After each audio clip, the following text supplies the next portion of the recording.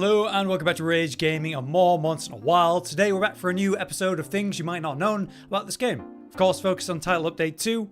And as usual, we've got lots of things we want to talk about, so let's just get straight into it. Let's start with a couple posts that are coming out from different outlets about Capcom being upset with the current situation with Wilds. A top post on Reddit in regards to this comes from Games Radar, where Capcom allegedly admitted that sales are soft, at least on the PC port specifically. But it does feel like they're capitalizing on the negative situation with Wilds on the PC version by making posts like this. 10 million sales in a month to under 500k in 3 months certainly is a pretty intense title. This information comes from the Q1 reports that Capcom put out and somewhat reflects the situation with the PC performance issues and of course the overwhelming negative situation on Steam. As it states in that report regarding catalog titles, although sales were soft for Monster in a Wilds, the latest title in the series released in February this year, Rise, a previous title, continues to see sales growth. And as Games Radar put it, this is obviously a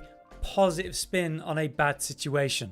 In the presentation version of the financial results for Q1 here, we see this unit sales ranking, where Devil May Cry 5 remains really high up there, with Resident Evil games doing great, Street Fighter behind that, and then we finally see Monster Hunter Wilds and Rise, where Wilds is actually quite close to Rise, meaning it was the 9th best-selling Capcom game of this specific quarter. Is undeniably a very bad result for the game, considering it should be booming and doing great through this period. And we can easily point fingers at the issue here, which is performance. And even if you look at Reddit today, there's still people asking like, hey, I'm looking to get into Wilds. Is performance better? Is the player base still going? And there's a lot of general loud negativity about it. And this is interesting because it stands in stark contrast to the reality of Wilds and if it's a quote-unquote success for them, which it absolutely is. In a different post by A Linear Insight, talking about co-op games and how they're generating incredible revenue as a genre of game, we see a very different story here, where you see the top 5 new games sold by copies. Wilds is there. Specifically, guys, this is for Steam, not consoles included, where it's doing a lot better and is generally viewed a lot better. So it's the 4th most sold game on Steam this year, above even Elden Ring Night Reign, which has turned out to be a phenomenal success for From Software. But then you look at this next graph from the analytics here, presenting the revenue made by these top titles, and the top 5 titles includes Wilds again, but it's not just first, it's absolutely dominating. Over 4 times the value from second place with schedule there. And you have that comparison between repo for the game sold versus, revenue made. And of course this comes about because Wilds is a fully priced game, but also they have a lot of microtransactions and they include lots of cosmetic and other stuff like that. So very clearly, Wilds is a massive success and very profitable for them, despite the fact that on PC specifically, sales have been a lot lower than you might expect over the last 3 months. All we can really do is hope things turn around through massive improvements to performance, hopefully in Title Update 3 and further mid-title update patches and Title Update 4 as well. And as I've said before, I really hope that in whatever expansion this game has, all the performance issues were a nightmare from the past. And as many people have said, World had its own issues on PC, and that game isn't looked so sourly in terms of performance. Right, let's get into some tips real quick, obviously focused on Archtempered Duna and the new free challenge quest that requires you to beat it, slay it, not capture it, in 14 minutes. What can you do to make this massively more likely? Well, the main thing is in the starting area of 17, when you've got the super attack, she goes into the water. She can do this multiple times. In my first hunt, where I got the 12-minute kill, she went into the water 3 times. In the water is 2 ruins that you can pull down. You can actually attach to them before you need to pull them on the second trigger, prepping for when she swims past, and then you can interrupt her, dealing great damage and giving you a free DPS window, and importantly, stopping her from wasting all that time while she swims around in her super. If things do go wrong, or maybe you've dropped the 2 ruins like I have here, be aware that you can still use the slinger to fly up above and just absolutely spam attach yourself to these things so you're standing in the air the whole time, completely avoiding the waves and all of her attacks if she does do it.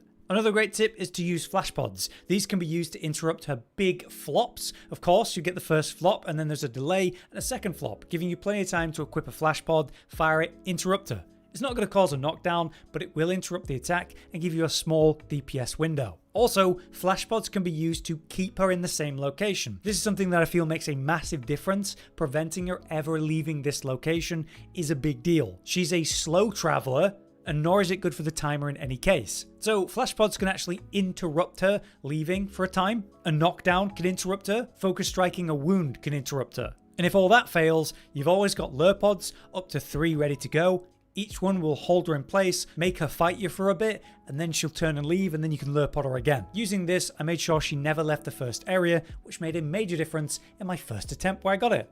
If she does go to other areas, obviously there's the massive boulder in the area down below, I believe area 15. There's also area 14, where you could intentionally lure her out of the water in the starting area of 17.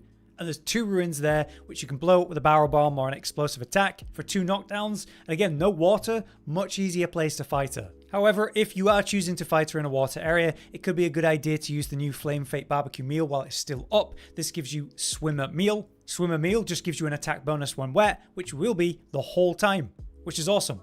Plus you won't get knocked down, plus you have a feint protection, so it's a very good meal for that fight in specific. I beat it the first time with dual blades because we have the perfect evade of the demon boost mode, and I found it quite funny fighting her with a longsword because the foresight counter, you can use it to evade the attack, right, or counter the attack. Then the wave still pushes you away, which is very awkward. It's definitely a good idea then to be aware of what moves simply won't work well for the waves that push you around and adapt. But for longsword in this case, it's a lot of EI counter special sheathing, which we do kind of anyway.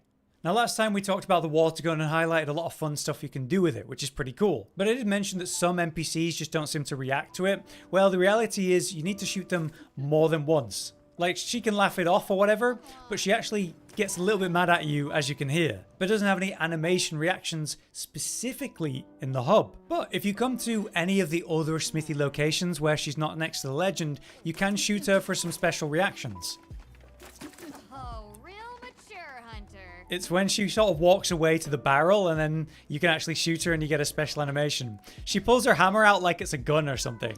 So if she's on this side animation, that's when you can shoot her and trigger it, as you can see. She has quite a few lines for it. And as I mentioned last time, Natter doesn't have any special reactions because he's got this special sitting animation, but it's not true. You just need to shoot him a good amount of times and he has a few voice lines. He at least responds to it. But then we specifically come to the hub for whatever reason and shoot him again. And suddenly, he actually responds to me with his own special animation. Yeah, kind of strange. Gemma doesn't do her special water gun reaction unless you're not in the hub, whereas Natter, he won't do it for me in a base camp. But here in the hub, he actually seems to respond. It's a bit strange, but at least he is being responsive in some way and is included in this festival, at least in one way, if not his outfit. But he's still definitely neglected Natter. Right, let's talk about another important aspect of dealing with Arch-Tempered Duna and actually making those timers. And to be honest, getting serious about the game with harder content that's coming and does exist already. For a lot of this, you're going to need Mega Demon Drug, which is going to give you more of an attack bonus than obviously a basic Demon Drug. But the problem there is you need a Demon Drug and you need a Nourishing Extract. There are a few ways to get them, but they're definitely not as common as say your basic Might Seeds from a farm. So with the difficulty coming in, it's become more of a relevant topic, and there was this great Reddit post about it by Bookish Knight discussing their experience farming those extracts. So I want to give you my own thoughts on my own experience following the methods mentioned. From my opinion, there's 3 best options overall. Firstly, you have the Wyvern Sprout, which basically all you have to do for this is kill small monsters, let them rot, and hopefully Wyvern Sprouts will spawn. The best place to do this then is in the Windward Plains, where you can get easy a nice big herd of Ceratanoth, which you can kill in a big batch and then just chill, even sitting in a bush like I do here. After a little bit of time, they start to rot, and some of them might cause a Wyvern Sprout. In this case, you can see that I can get 3 from one go, which is pretty awesome. And the reason we do this is to actually trade it. It's not always available, this trade with Sekka, but as you can see, for Wyvern Sprout, we can trade for different things. Sometimes that's going to be the extract. So it's not something I recommend you do a ton of, or like hardcore farm this. As you can see, I've got say 4 Sprout on demand, so when that trade comes up, I can make it. Just like I've got my old Nightflower Pollen that sometimes I'll see a melding ticket for and actually make that trade. So always good to check for, but not something to constantly do. And in my experience, your other two best options for reliable farm are optional quests, low rank ones at that. You have spread those wings and red eyes in the night. Now the point of this is to just do the quest as quickly as possible because you get the specific reward from the quest, nourishing extract. And it's the same thing again for the guardian Odegron hunt. Nourishing extract is an available one. Problem here is the list is smaller for the guardian seikret hunt. So in my experience and based on that logic, you're more likely to get the nourishing extract from the seikret guardian hunt. And because all you have to do is go in and kill 6 of these seikret and then you're done, you can get it done a lot quicker than doing an actual hunt. Obviously, guardian seikret farming isn't the most engaging or interesting thing. So going and doing the Odegron hunt serves a few different purposes and is actually interesting, and since it's only a low rank one, you can destroy it very quickly. But in my experience, doing spread those wings for the guardian seikret is overall more extract for your time, and so I think it's the better one. But if you're farming extract in general, it's nice to mix it up, and overall I think doing a combo of these 3 is great. So you always have some extracts when you need to craft, but I wouldn't recommend doing all of this that long. It's just a good thing to do if you've got a spare 10 minutes or something like that. Next up, I want to highlight the fact that Erik as a handler is actually a really useful thing. Not only does he have some really cool lines when you go out and interact with the world, like listen to this one about new Udra. Most cephalopods are incredibly intelligent. We may even be able to communicate with them.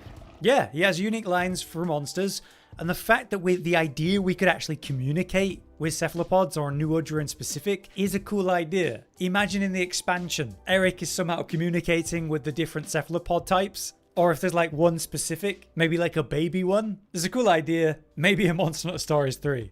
But what I want to highlight really here is Erik and how he calls out rare endemic life for you. Listen.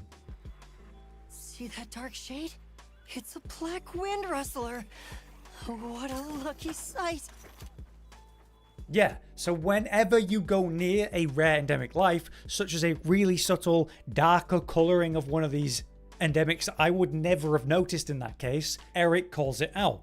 So if you're collecting them, get some guild points, whatever it is you want to do, Erik is actually undeniably more useful for that than Alma, which is a nice little addition for it. I've seen some people call this a self-insert for the devs though, with all the effort they put into the endemic life, the lore and relevance, and the certain special ones people just ignore that are different colours and stuff, and it lets them kind of highlight that very aggressively.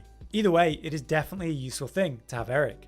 Finally, just a funny post on the Reddit by Acrobatic Safety, where we have Polygon Lagiacrus in the game, and he looks incredible. The polygon monsters from the beta have been an iconic thing, but since launch, every now and then we get to see one again. But Lagiacrus is just so special. When he's like doing the animation for the like grab attack, you get a look at those weird beady little eyes, and it might just be one of my favorite things in the game. It's nice when weird funny bugs like this are actually appreciated by the community.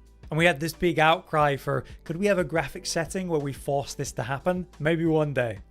But yeah, there you have it, a new episode of Things You Might Not Have Known about Wilds entitled Update 2. If you guys have any extra tips, information, add-ons to the topics today, let us know. But if you've got anything you'd like to see in the series, then you can leave that as a comment, or we might just cover it. But for now, I've been Hollow, you've been you. Thanks for watching. Josh, Cotton, and Hollow with the videos, dropping the humor like a hammer on your tippy toes, bringing entertainment on a daily arrangement to take our insanity and turn it into entertainment. Yes, I said entertainment twice, to reiterate that it is nice to look into your faces on a mostly daily basis when you let us in your homes to make the whole world a stage. Goodbye.